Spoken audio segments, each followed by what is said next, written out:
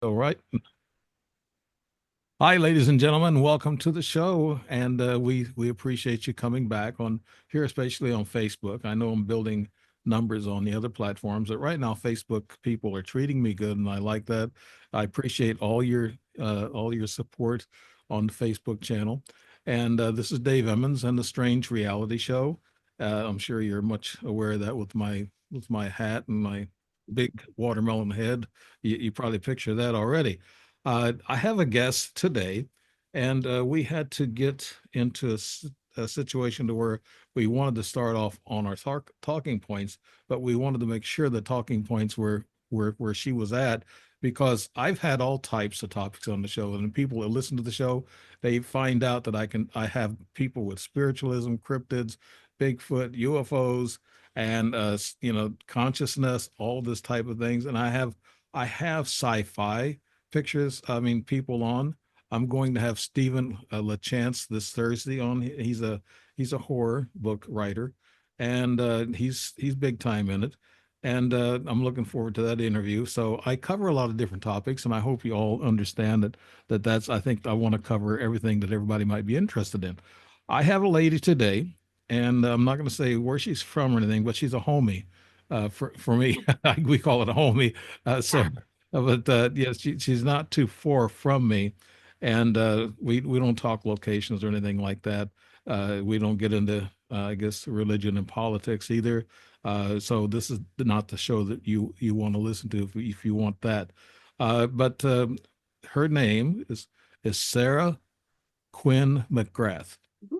and she's a writer, and I believe she's got 13 books. If she might correct me on that, I think I counted 13 off of Amazon.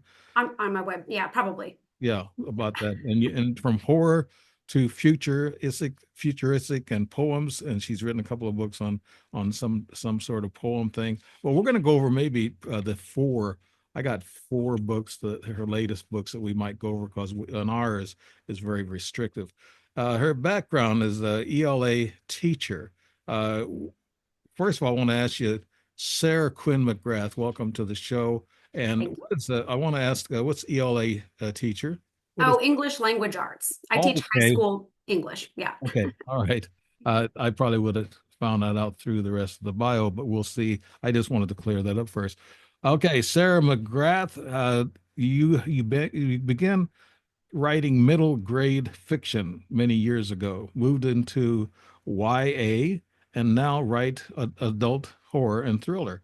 And that's why I wanted to get you on here, because I have a lot of topics like covers ETs and horror things like ghost and supernatural types of things. At present, she's working on her 27th novel. Okay, 27th novel, as well as her third poetry anthology. Her interests include folklore, mythology, and I had a guy on mythology here just a while back, had a book, and don't be afraid. I cover all these topics, Sarah. Okay. You're welcome to board. So people will take their choice of what they want to listen to, what they want to hear. But this is we get into this all covers, I think, the whole gamut of thing. I mean, if you want to talk about UFOs and Bigfoot and ghost, I mean, you get in these horror books and stuff that it kind of explains it in a different way, but it's coming from your thought process. But there's seeds and stuff that's planted, and I want to find out what those are. And she gets into macabre and obscure monsters, illusion, bizarre connections and coincidences, anti-heroes and Byronic heroes, and characters with dark secrets and troubled past, and anything that makes her question whether there are older and fouler things than orcs in the deep places of the world. You will have to explain the orcs, what you mean by that. As far as genre, she says she writes almost everything with a setting in our world and invite mystery, horror, and magic to intersect with it. And her current adult horror novels are Hilltop House, a typical haunted house, Dark Heart Cosmic, and the Women in the Woods folk horror, Kitty Poltergeist, Sublime Messages, sci-fi and cult, Strings, surreal horror for every evil work in progress, maybe religious horror, not sure what to call it. So she gets in so deep that she gets herself confused. But I do have a listing of her books, and I'll show the pages. The first one here, that's Strings. And I think that was written in August of 24. Yep, just came out. Yep. Yeah. So it's some of your newest. That's what I wanted to go to. And we'll go through each one of them. I guess there's four I might ask you questions on after I Sure. go through the little synopsis of them. Uh, Tell us a little bit about yourself, Sara Quinn McGrath. Tell us, follow up from the bio and stuff, and some of the words I might have skipped over or jumped over or fumbled on. Yeah, no, so the quote about the orcs, that's a Tolkien quote from The Lord of the Rings. Oh, So okay. that's what that was. I love that line where I think it's Gandalf that's I'm a nerd, where Gandalf says there are older and fouler things than orcs in the deep places of the world. And I've just always been taken with that concept. So I particularly love the notion of cosmic horror and the idea that there's all this mystery that, in the universe and beneath our feet and the deep oceans of whatever stuff that we don't know a lot about. I kind of love that concept. So a lot of my horror deals with that. But you did great with the bio. So I've been writing for super, super long. And even when I wrote for kids, I wrote ghosts and monsters. And, I shifted into the adult fiction, I think around COVID, because I needed something more. Yeah, right. And I also had some stuff go on at work that made me kind of angry. And so I think horror just felt like a natural outlet for me. But made you a Um, prolific writer. That's great. But how successful were you writing for kids? These kind of like scary books. Did that I've never been successful. I mean, not in the traditional sense. So, I mean, when I first started writing, I was probably 18, my early 20s, and I sent stuff out to publishers all the time. I almost got published once, but it fell through. And then I mean, I've been writing for forever. And finally, I just kind of gave up on the traditional publishing. And about a couple years ago, I just decided I'm going to go full out, and I published everything through KDP on Amazon, and I made my own website, and I've just been self-promoting for the past couple years. Like, I know my writing is phenomenal, but I just got tired of the process of trying to find someone to read it. So Now, these big money publishers, yeah, they expect a lot of money up front too, unless they take on your project. And like I said, I know writers that get money up front, and but it's big money. And I'm like you, you know, I'm just writing, my four books as something like my past and things of that nature. I want to explain it, and also they coincide with my podcast a lot of times too. But let's talk about this first book, Strings. Vacation spent in a family in a charming seaside town seemed exactly what the Curry family needed. Okay, now this is a story about a family who went on a vacation. Could you kind of lead us into what the story's all about without me reading out the synopsis here? yeah, so I have, my social media feeds where I talk a lot about my writing process. And my writing process is I'm what's known as a pantser. I never really know what I'm going to write when I go into it. I have a Right. very vague idea. So this book, again, I just finished it in August. It took me about 6 months to write. And the thing that first inspired it was I was doing some research and came across the Rat King. I don't know if you know what a Rat King is. No, It's I know basically you Rat King. I've seen it, in movies and comedies and things like that, but I don't know what you're referring to. Just like a while ago, you mentioned something, The Lord of the Rings, and I don't follow that too closely. I've only seen. Yeah, we all have our own random knowledge. So a rat king in nature, it's this phenomenon where a bunch of rats get their tails in a knot and can't untangle themselves. And it's just like a big Oh, ball of rats. So it's kind of gross, but I don't know. It just was something that kind of sparked my interest. And so when I started writing Strings, I had this vague notion of puppets because I've always been into puppets and marionettes. But the book actually starts with this family finding a rat king and trying to figure out what to do with it. It's this phenomenon that, scientifically is really cool to study. Well, anyway, they find somebody in, I think it was North or South Carolina. I think I said it in North Carolina. They find somebody at a university who wants to study it. So they all take their family, the they take their family down to the beach, and at the beach, a bunch of weird stuff happens. So a lot came into this book. It honestly has, again, a lot to do with puppets and marionettes, but then I also started pulling in circus freaks and sideshows because that's a side interest of mine, and also the deep sea. So, Yeah, you have a doll on the the cover of your book. I guess that's a doll or a mannequin. mhm. And it looks very scary, like somebody woke up from the dead or whatever. Uh Now what happened to this family on now is this based on folklore? Is this a true story or something that you kind of put Oh together? no, I just made it up. Okay. Um, but like I said, I've always had an interest in circus sideshows, freak shows from like the Victorian era. And so I knew I wanted to pull in some stuff with that. And actually, I know you don't have a hard copy of the book, but there are actually pictures in there that have every chapter starts with a letter of the alphabet, and I tie it to like a circus freak. So A is for Arachna, the eight-legged girl, and B is for the bearded ladies, fullest in the world. There's a poem in there. Anyway, when the family goes to the beach, and the family, by the way, has a lot of issues. Like there's conflict. I love secrets, family secrets. So as a reader, you don't really know why the husband and wife aren't really getting along and why the daughter's a little strange. Like you don't really know those things. And as they go to the beach, they keep hearing that this carnival's coming. And in every chapter, a new circus freak shows up. It's like the tall man or, the Siamese twins or like whatever. So these strange carnival figures keep showing up. And again, the secrets with the family get more complicated. And there's a story that's from the past that comes to light. And yeah, I don't know. Again, it was a wild book, but it somehow it came together. I wasn't sure if it was going to, but it did. And I don't have a lot of feedback on this one yet, though, I will say. So Yeah, it sounds like an English horror drama that the UK because oh, they get into puppets and dolls and things of that nature and clowns. mhm. A lot of times I see that on English movies. So the seed is probably planted and you just roll along as you go. I did the same thing. I didn't form chapters. I don't know what the next chapter is going to be until I see the flow of the last chapter, and then I take off from that. But Mhm. maybe that's just because I'm not a real professional writer.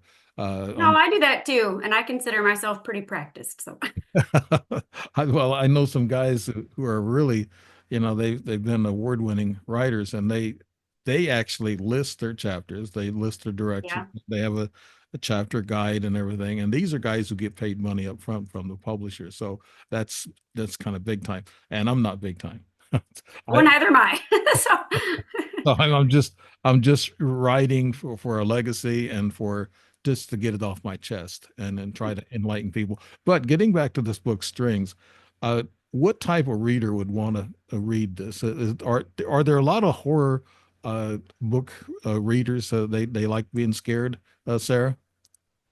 I mean, I would assume they like being scared. A lot of my horror is not, so I don't write anything super gory or super splatter punky. I'm not really into like graphic violence. So a lot of my horror, there is some gore at certain moments, but it's more about the buildup for me, the weirdness and the tension, and just kind of this idea that something's weird and something's wrong, and we don't really know what, and how it all culminates in the end.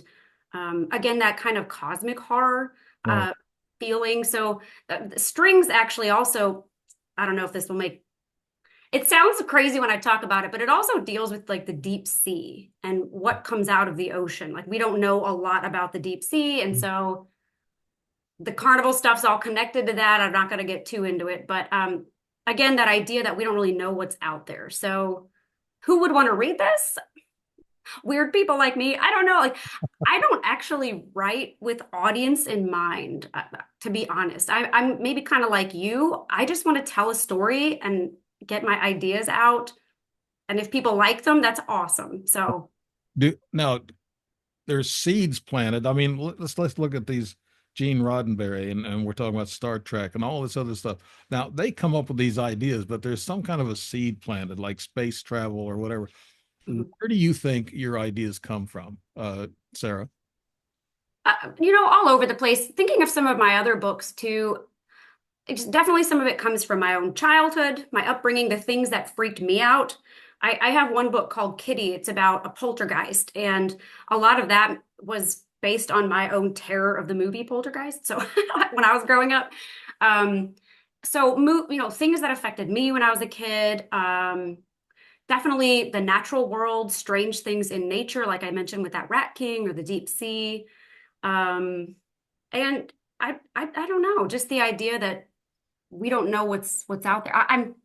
It's hard to think of specific seeds or where I specifically get ideas because, like I said, a lot of times I just make stuff up as I go. Yeah, And it's almost like conspiracy theories. Everything that we've thought about, like in space travel, it's actually happening now. I mean, they're kind of like futuristic things, and who knows, some of the things that you're talking about, could have happened to people in reality, like a folklore story that's really true. And I had a guy that had a folklore book, and he had a lot of different short stories, and he got into a lot of these things. But these were stories that actually put down in print, and people passed them along, and they were real. So that's where he got his seeds for writing those. And I wanted to get back to the, I know the children, you have to be very sensitive when you write for the children, Sarah. So how did you water this down to get it through to the kids? What kind of uh I know there's a couple of books I saw in this 13 that I found on Amazon. Do you have a couple of them? They were like poems. You called one of them a poem. How did you water it down to get it through to the kids without scaring them out of their wits? right, well, I don't actually write for children anymore, so I don't think I've written an actual children's book in probably 15 years. So I was a very different, I think I had a very different mindset when I was writing for kids. But the poetry books you're referencing, they're called Poems for Morbid Children and Poems for Peculiar Children. And my poetry is like a whole other thing. I do write a lot of poetry, but it's not exactly horror poetry and it's not exactly for children. Those titles are a little misleading. Um, and right now I don't water anything down. So the past 6, 7 novels I've written, I do say they're 18 up. I mean, I'll put content in there that, would be uncomfortable for I kids was for sure. basically talking about children, though. The books that you had mentioned about children, getting that across. Because I thought about doing a children's ET UFO book. I Mhm. have an outline, and I did some AI stuff with it, and I thought about doing that kind of a children's book for ET disclosure. But I wanted to be very careful since I'm not really, I have never written a child's book or anything, but I want to be very careful what I say and do in a children's book. I don't want to throw Yeah. it out real quick. Uh, let's move on to the other book. There's four of my, like I said, four of them I wanted to talk about, and this one was in February 24, and Yep. it's Mhm. Sublime Messages. Yeah. And could you tell us a little bit about that book and what your direction was on that, Sarah? Yeah, definitely. But real quick, I just want to add one little thing about children's fiction because as an ELA teacher, I firmly believe that you shouldn't water it down for kids. I mean, as long as there's not like adult content, kids can handle scary stuff. I really believe that. But Okay, anyway, not the gory stuff, but the scary stuff, like yeah. ghosts or stuff. Yeah, I get you. I Like got the you. weird fairy tales, those used to be read, kids used to read all that weird stuff. But anyway, Sublime Messages is my one book that does lean a little sci-fi. At least my one horror novel that leans sci-fi. And again, it wasn't intended. When I started that book, I wanted to write about a cult. That was kind of all I knew. Cults really fascinate me, how people can get all brainwashed into cults and stuff like that. But it actually became something quite different. There is a cult in there. That book starts out with a high school being taken hostage in like a shooter situation, something kind of, Mhm. that I think about a lot being in a high school. Um, so the high school gets taken over, and there's an ex FBI profiler who gets called in to sort of look into the leader of the cult. Um, and as she's doing that, strange things start to happen time wise. When I started this book, I had no notion of bringing time in as an element. And it's not exactly time travel, it's time loops. She Right. starts to realize that like things are repeating and like duplicating and strange things like that. So yeah, there's a lot going on, but bringing in that concept of time loops made it 10 times more difficult to write because I had to be super careful, to match up my timelines. But it was fun. It was a good experiment. I really enjoyed it. Right. And I guess you had you prepared for this, the circumstances surrounding his rise to terror, mounting gruesome murders and increasing likelihood that someone somewhere is manipulating the very chronologically of their life. But this is a book, I guess. It's a you say darkly obsessive and claims to be a god. So this is he is a real serial killer. Sarah, I'm like I don't have a whole total synopsis here, just this short. Sure. So could you tell us what that who this person was that did this, Sarah? Well, I pride myself on my twists and turns. So I can't, my books are, I like to shock and amaze with things that you're like, oh my gosh, I didn't see that coming. So I can't give too many details about who's actually doing everything in this book, because it would definitely be a spoiler. But things are not what they seem. I'll just say the person they think is this cult leader is not. There's more to it, and this is also a monster story. And I debated putting this into the end of the book, but this isn't exactly a spoiler, but I did a little research on Malaysian folklore. I think it was Malaysian, and I found a monster who I cannot even remember the name of this monster now. I really can't remember it, but it's a particular monster that can separate its head from its body. And so there's that in there too. And again, I don't like to give too many spoilers, but it is also based on Malaysian folklore. So there's a lot of elements. Right. The guy that I talked to about the folklore book, uh, his book is good around a campfire with kids, Yeah. telling these stories and scaring kids.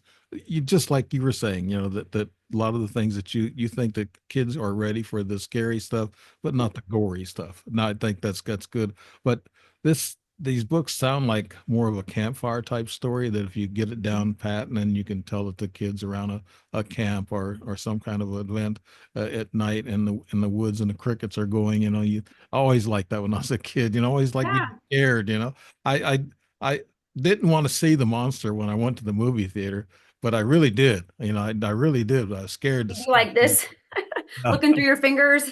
yeah, yeah. Yeah. Well, I wasn't that much, I was trying to be He-Man when I was a kid, us boys, we had to do that, but we were still scared, we'd still jerk back and look back and say, oh, but the movies back in the 50s and 60s, I'm accustomed to, they were kind of like, they didn't have a lot of high degree of all this computer magic that we have today. So that's another different thing.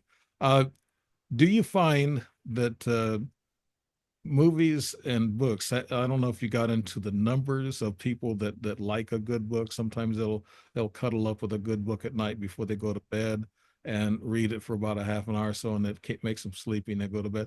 Now, I know books and the internet, uh, book sales have been down a lot. And how does this affect your spooky stories and spooky books, Sarah? You mean the fact that people aren't reading very much? Yeah, they're not reading much.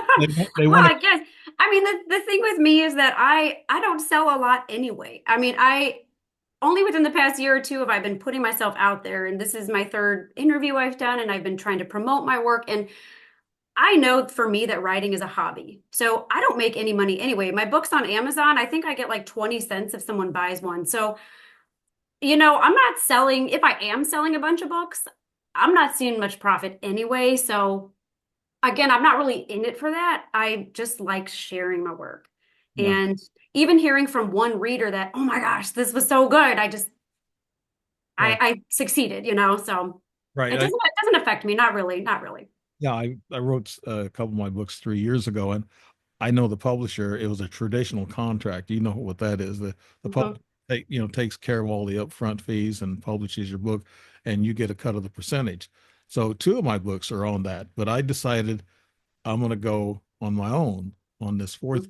So, uh, so the book sales, if you're not a big name, if you're not on all any of these news media stations, or you're not on TV a lot, your books aren't going to hit the top of the market anyway. You're more of an unknown. person.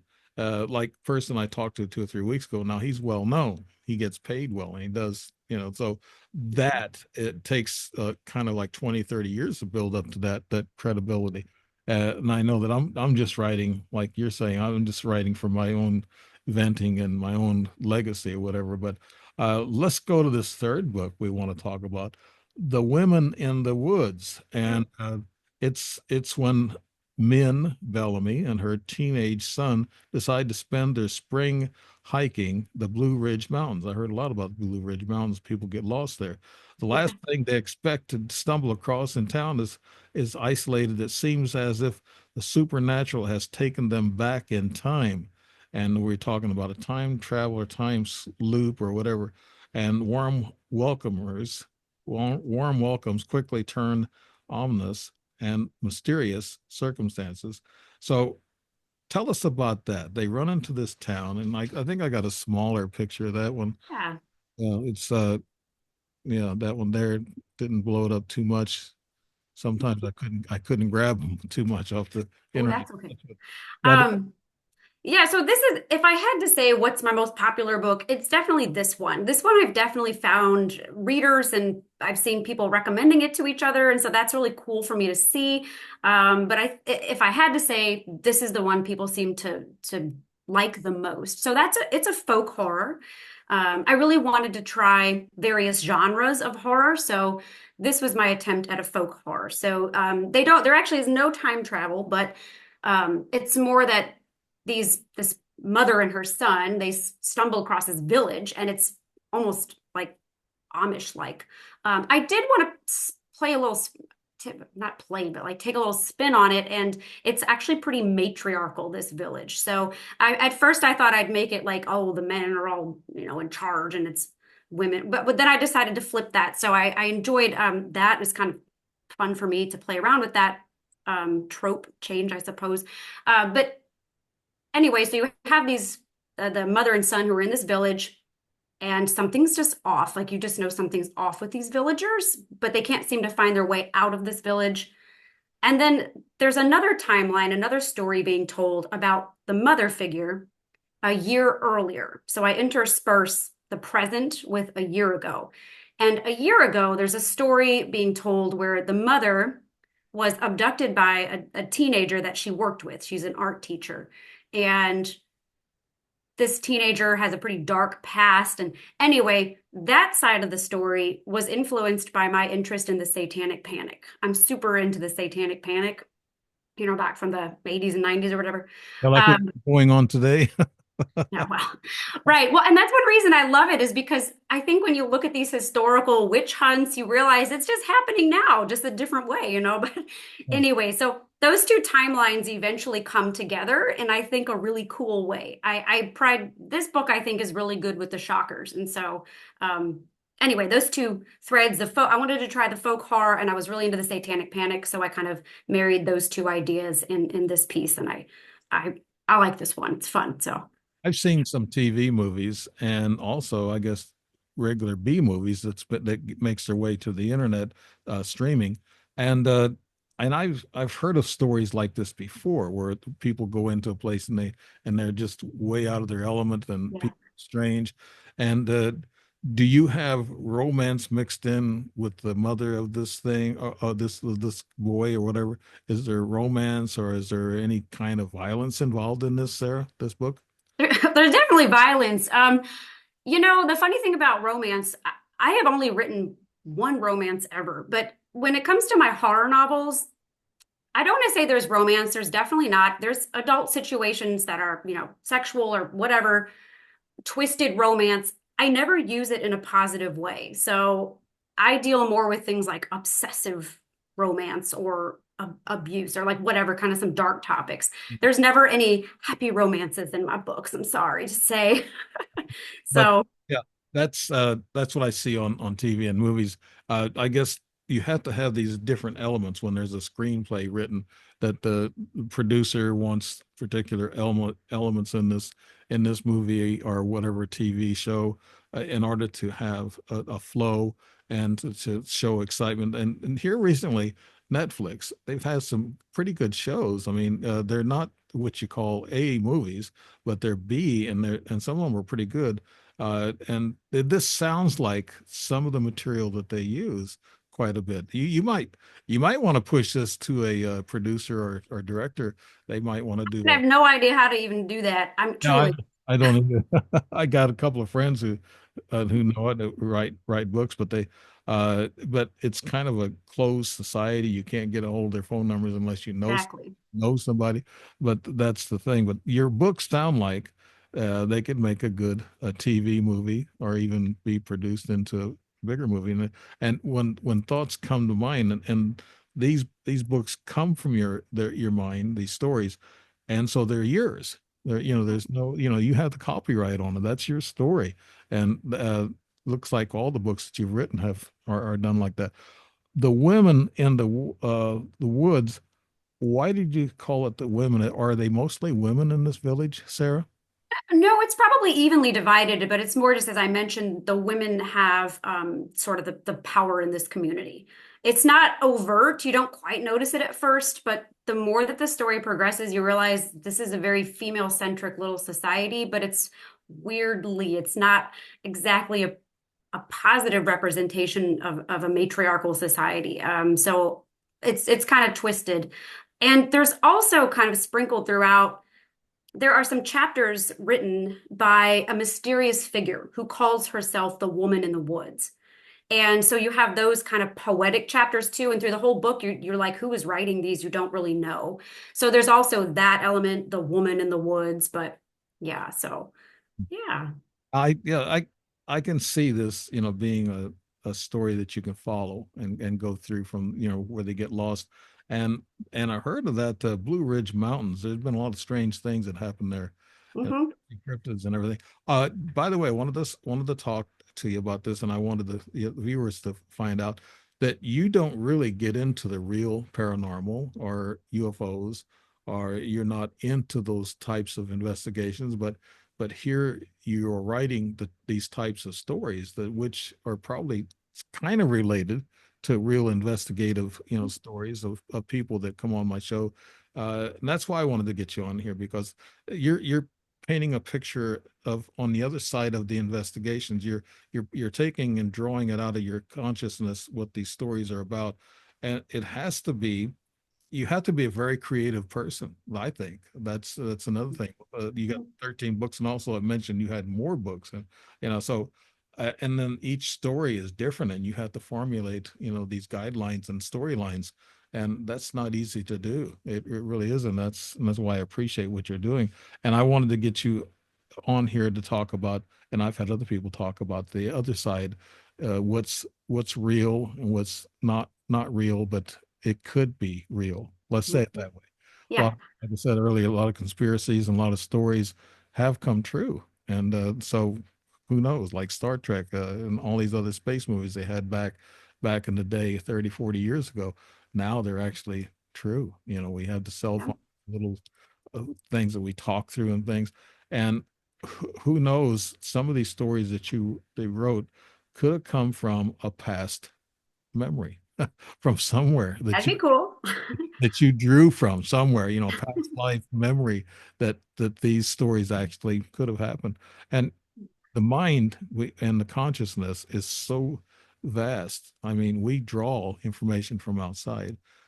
That's what Tesla said. He said our minds don't really do all the thinking and creativeness. He said that comes from outside, like signals, as vibrations or frequencies comes in, and at night a lot of times you'll get these ideas, and you probably get these sparks of idea like during the day or night, and you think about a book and you think, yeah, I'm going to follow that. You get the title, and then you go from there.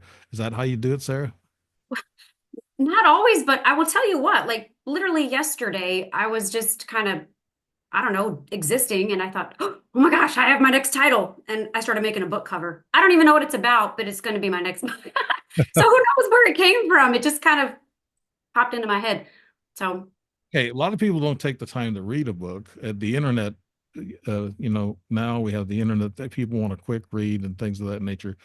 But your books, I still hear of people that take a book and they'll, have it by their bedside and they'll read it, and they're book readers. We still have a lot of those left, but the internet market and streaming and all this other stuff and the ebooks has really taken, even audiobooks has taken authors, their sales have went down, like I said, unless you're a big shot. But Sarah, that's this is an interesting story. Let's get to this other one. Oh, I wanted to get in deeper about the paranormal. You have never had an experience of any ghost or paranormal Okay, activity? I was thinking about this because I know I told you that I write horror and paranormal, but I'm a total skeptic. I'm from the show me state, right? I need to be shown, I need to experience it. But I did, you know, there was one time I always tell my students this story that I had a doll in the house that I think might have been haunted. And is the thing that's the only thing that's pushed me to ever think, okay, something's a little weird here. And I got rid of the doll, but that's the only thing I could think of that kind of made me feel vibes once, you know? So I don't know. You're right. Who knows what's out there? And I've always thought there's a world, like the stories don't come from within. I agree with you. I feel like they're out there floating around and they somehow speak to me and then I just write them, you know? I'm like a conduit or something. Yeah, that's good. A condo. That's the word I was looking for a while ago too. That Yeah. that Tesla and a lot of people say that their ideas come from these people who made really some really big inventions. So, but I think the writing thing is the same thing. You have to have creative juices going, and you have to have time to do this. And with a Yeah. family and work, how Mhm. do you find time? Could you tell us about that, Sarah? I just made a video about this today because I so I've been writing a super long time, and I feel like I have found my stride within the past several years. I produce about 2 novels a year at this my current pace, and I don't have a schedule. I can't say, oh, I'm going to block out time every day because I do have a lot going on all the time with teaching and family and stuff. Instead, I just set some kind of goals. Like I'll say, okay, every 6 months, I'm going to put out a book. Every 3 to 5 days, I'm going to put out a chapter. That's kind of what I do. And then also, I make my writing public. So I don't know if you know what Wattpad is. What Um, heard of it, but I'm not, I don't. yeah, it's a people have feelings about Wattpad, but it's essentially a platform. It's free where any writers can post anything. And so a couple years ago, I started saying, you know what? If I want to actually write, I'm going to make my writing public because the potential for an audience makes me produce. And so by setting myself some goals, like every time I write a chapter, I post it on Wattpad. And I have a friend that we read each other's stuff and give feedback, and it's really nice. So again, I just kind of set those small goals and somehow time comes out of nowhere. I do also wake up at 5 o'clock every morning, though, I tell you that. Really. So just so I can get some time to myself. So I do that as well. If you're not willing to get up early or stay up late, I don't know. Yeah, You're gonna find writing, time. yeah, writing is a discipline. Those who want to write and they want to be like Sarah and write these types of stories, it's a discipline, and you have to give yourself so many hours a night, or some segment of time where you can get away from everything and get into a little corner office of your house or whatever and write. And that's what I found that I would tell my wife, said, I got to go up there and write tonight. And she said, why don't you take a breather? I said, if I do, then I'm going to lose my pace. I will Exactly. start getting lazy. So writing is a hard job. It really is. And then there's not much of a reward, but we keep doing it. And it's just like podcasts, not much of a reward for me. I'm not a Joe Rogan or anything like that, So, those guys are big time. But getting into that writing, and I have to tell you, I appreciate all the writing that you're doing from a person who's written only 4 books, and you're probably up into the 20s. Uh, we'll review this fourth book, and that's the Hilltop House, Mhm. and you could tell us a little bit about that and what this takes us. Uh, it's uh, it's a closely watch them, how much they meant to it, and what it did to them. But Hilltop House has yet to find another like it first until she moves in, and then Corn is angry. Could you tell us the rest of that? Just the Yeah. So, Hilltop House is my first horror novel, my first attempt at an adult horror novel, a real, meaty story. And I think I wrote it about 6 years ago. And I would say, honestly, after The Women in the Woods, this one tends to be pretty well liked also. So I have a lot of feedback on these strings, Sublime Messages. Some of my others, I don't have a lot of feedback, but Hilltop House and Women in the Woods tend to be very well received. So, with Hilltop House, I knew that I wanted to write something about a haunted house, but I didn't want it to be the typical haunted house where people go in and there's weird things and ghosts. I didn't want that. So I thought and thought, and eventually what came to mind was the movie Monster House. I don't know if you've seen it, but it's a yeah, kids movie. yeah. Yeah, and so I always liked Monster House, how the house itself was alive. Now, if you know the end of that movie, you know that the house is sort of possessed by the spirit of the dead wife. I didn't want that. I just wanted a house that was sentient for inexplicable reasons. And so that was what birthed Hilltop House. The house itself has its own chapters. It is one of three narrators, and the house it talks from its own point of view, and it becomes obsessed with the daughter of a mother and a daughter move into the house, and the house becomes obsessed with the daughter. And of course, they don't know that at first, but as the story progresses, you realize this house is quite malevolent. And what's funny is a lot of times readers like the house. They're like, "Oh, I really like the house." And I'm like, "Yeah, but it's a predator, right?" Like it's pretty evil. Like it's not, I don't want to say it's evil, like demonic. It's more just it's a sentient house and it wants what it wants. And it's not necessarily friendly. So it's the house that has all the negative energy that affects the people inside of it.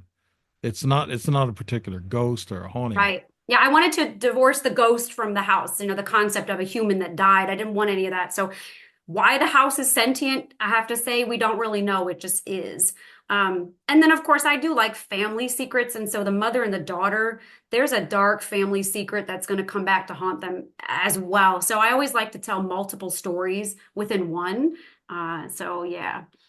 Yeah, so that would be kind of like when you was talking about this Hilltop House, I remember the old movie House on Haunted Hill, Vincent Price. Remember that? I haven't, I think they've done remakes of that. Maybe I've seen a remake, but I don't think I've seen the original. Yeah, I saw the Yeah. original. I was, old enough to see the original. So, but no, it's kind of like what you're talking about. But there are like ghosts in this house, and Vincent Mhm. Price, of course, he always plays that bad guy, the evil guy, and he's good at it, and he's really good at it. He was from the Missouri St. Louis area, and Yeah, you're right. He was. yeah, Yeah. and but no, that's what this Hilltop House remind me of, the house on Haunted Hill. And so you're getting into maybe a different way of you said the corn is angry. What do you mean by that? Well, it's Is it Cora? Cora? Cora, the daughter. The daughter's name is Cora. okay. That's my Yeah. glasses. Okay. That's okay. I relate. Yeah, so Cora is the daughter. She's I think 17 and she's kind of like your goth girl. She and her mom do not get along. So there's, I like family drama and secrets and all that. So Okay. yeah. I was thinking about, what Biden told a funny story one time about corn pop. Oh. I was thinking, is corn pop in this? Corn. There's no corn in the story, I have to tell you. No. I got these glasses. One of them, I'm trying different. I got five glasses on the desk. I keep trying different ones, and this one has different lens on one side, and the other one has stronger lens on the left and the right. And I just can't get used to that. I got to tell my Yeah. we got to give up on that idea. But no, to getting back to all these you like family, I guess, stories and hidden secrets and things of that. Definitely. And that you spill that into a haunted situation. And I guess maybe the fear and the stress brings out the truth in people. Is that what you're presenting on these books, Sarah? Perhaps. I'm not sure I consciously go about that. I don't know. I guess, when you read my bio, one of the things it said is that I place all my stories in this world. I don't write high fantasy or sci-fi universes.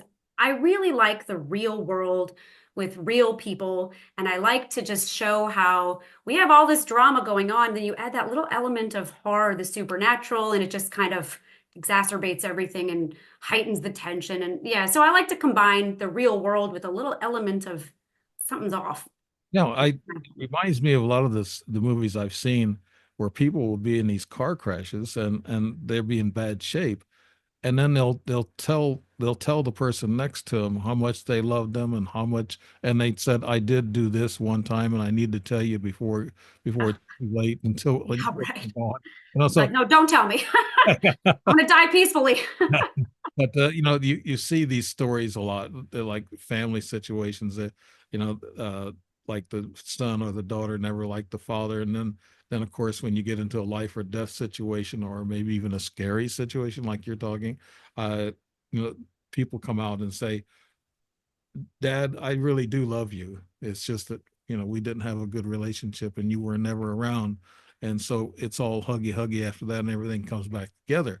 Mhm. I guess that's the type of stories you're wanting to get into, right, Sarah? Yes, but I will say they don't always have happy endings. A lot. Okay. I recently, a reviewer said something in a review where SQ McGrath is not afraid to completely destroy readers. I thought, you're right. I'm not afraid. So be careful with my endings. I don't always end happy. I'll tell you that. So, Right.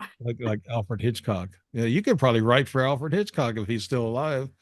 You see um, on late night TV sometimes on Channel 24 on Spectrum, and mhm. I watch that sometimes. Twilight Zone, same Oh thing. yeah, yeah, fun show. You probably enjoy that Twilight Zone. Yeah, I Yeah, love the X-Files and Tales from the Crypt, all that stuff. Yeah, definitely influenced me, sure, as a writer too.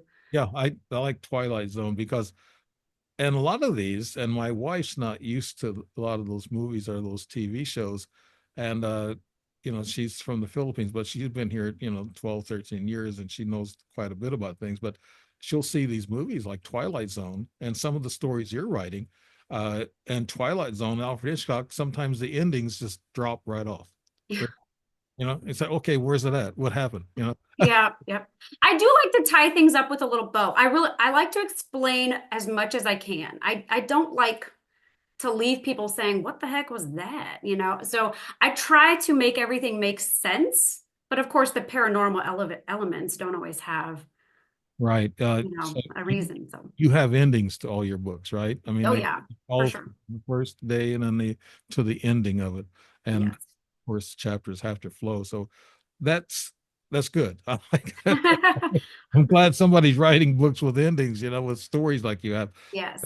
But no, they seem awfully interesting, and in some of your stories, I just I was really curious about how you come up with these ideas and what brought you to writing about these types of scary uh, books and things, and you never had any real incidents yourself of any of these ghosts or ETs or anything, and you never been scared. Most of the people that I have on, like you said earlier, you said, I don't know how I'm going to do this show, and I said, well, Sarah, bear with me, we'll do it. And because I've had other guests on here like folklore stories and things. So no, I like to venture out and have different topics. I know I'm stereotyped into the ET thing, and my people out there will say, "Yeah, you are, Dave." But I try to change up on the topics and the guests. So I want to cover all the because life, it's never ending. The idea, like your books, who knows, these stories probably could have really happened, and they're there somewhere. That's a And terrifying thought. yeah, If you read them, you know that you hope they don't happen. yeah, yeah. Well, yes. So Sarah, tell us about what you're going to be doing. We're going to be, I guess, closing up because you're short on time. So tell us about what you're going to be doing near future. I know you're going to start another book. Sarah McGrath, go ahead and tell us what you're going to be up to and how we can get a hold of you.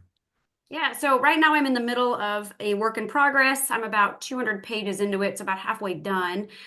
I don't know what's happening with this book. I never know if they're good until I'm done. So it's kind of it went off some rails that I didn't intend to go off. So like a little almost like religious horror thing going on.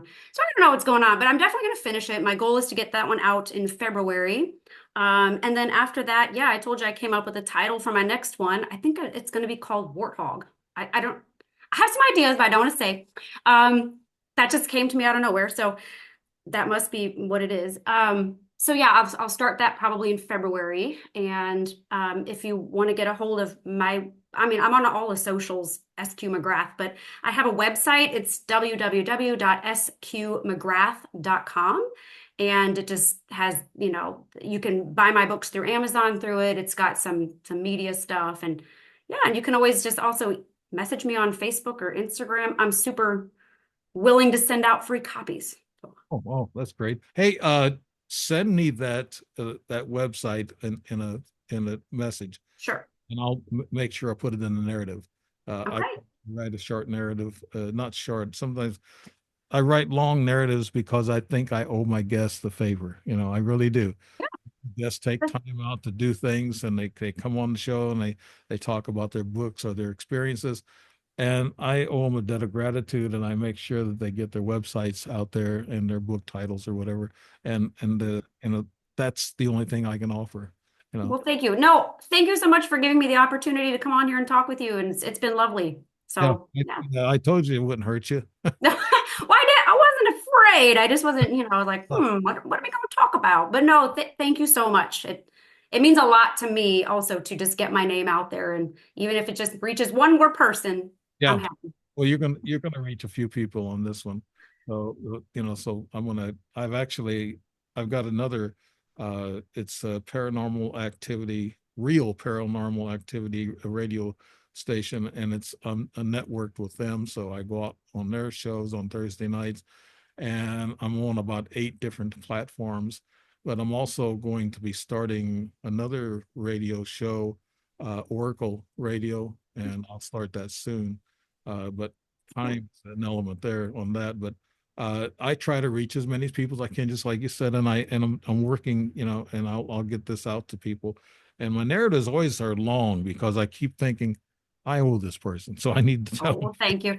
And I look forward to looking at some of your podcast, and I'll have to check out your books too. I always try to support fellow, self-published or indie writers. I really try to support the community. So I'm definitely going to look into it. Sara Quinn McGrath, thank you so much for your Thank time you. and telling us about your books. And I would like everybody to take a look at her books, to go on the website if you like scary stories, and if you like stories you have never heard before, go on and buy her books. And we told you a little bit about 4 of the books, but she's got 13 that I can see, but there's actually more, and she's working on another one, 2 a year. What a workaholic. Okay. All right. Thank you, Sara, for being on the Strange Reality Show with Dave Emmons, and we want to thank you very much. Thank you. Bye now.